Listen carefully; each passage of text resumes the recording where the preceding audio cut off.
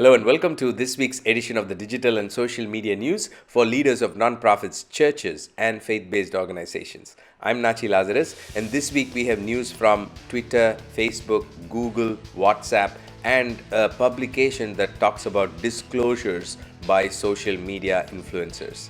This is the show where we bring you the top 5 news you need to know for this week in less than 5 minutes. Let's get started. Our first big news of this week is from WhatsApp. Last week, WhatsApp launched catalog feature inside their WhatsApp business app. If you know, WhatsApp has two apps. One is for a personal use, which is WhatsApp, and the other is called WhatsApp Business, which is exclusively for organizations. Now, inside the WhatsApp Business app, you can add services and products and details in a catalog format. So you can add an image, a description, pricing, and so on.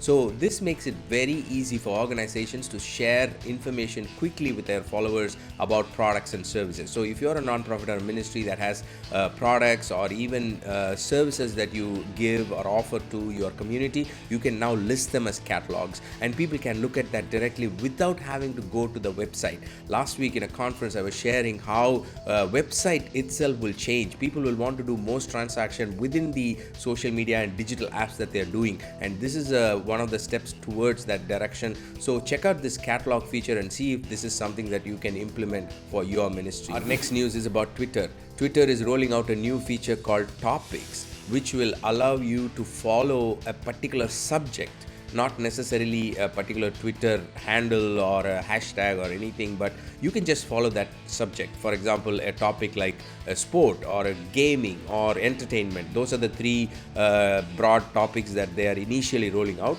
And let's say you follow, say, football or cricket or something like that, then you would start seeing tweets in your timeline related to the topic, irrespective of whether you follow those accounts or not. You know, sometimes you don't know who to follow, who is a best account to follow for that particular subject. So now those topics related tweets will start showing up when you follow those topics. I think it's a good way to go because makes it more interesting when you have the subjects that you are interested show up on your Twitter newsfeed instead of like random hashtags or any other accounts that you're following which may not be posting interesting tweets. So I think it's a good move, something to watch out for in the future. Our next news is about social media influencers. Last week, Federal Trade Commission issued a new publication which outlines details of disclosures that social media influencers need to make. It's called Disclosure 101, and it's a PDF document. I will link to the document in the show notes. If you are a social media influencer who endorses a brand on social media, or even if you're an advertiser that uses a social media influencer in your advertisements, then this is something you definitely want to check out.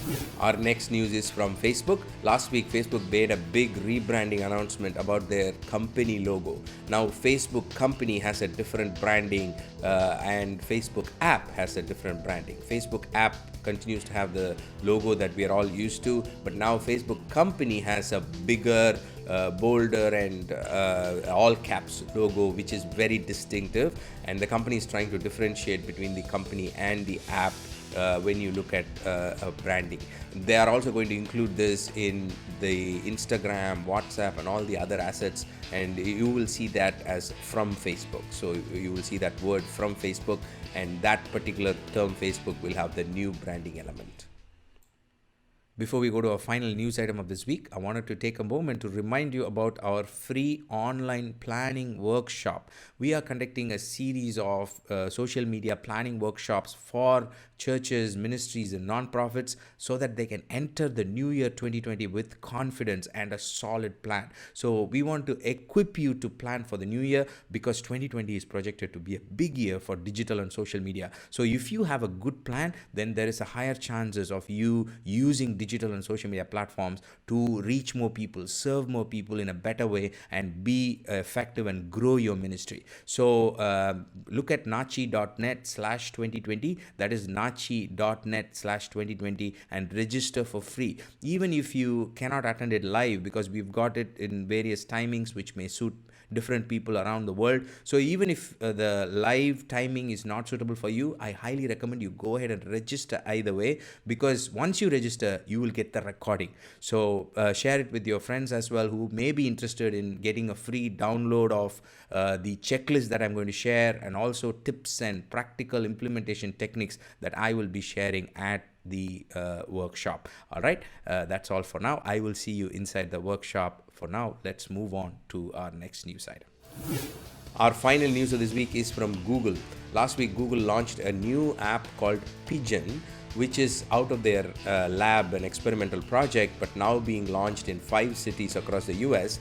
This is an app that is very useful for commuters using public transport.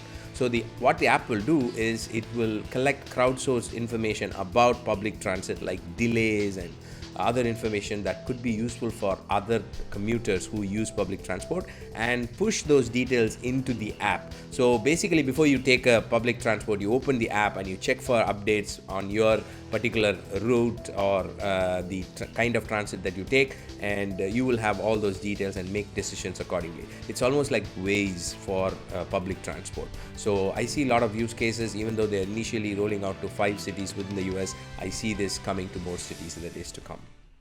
Well, that's all I have for you this week. I hope it was useful. We've got all the source links and the details in our news page, natchi.net/news, if you like to dig deeper. I will see you next week with another set of news items. Until then, stay connected, stay blessed. God bless you. Bye-bye.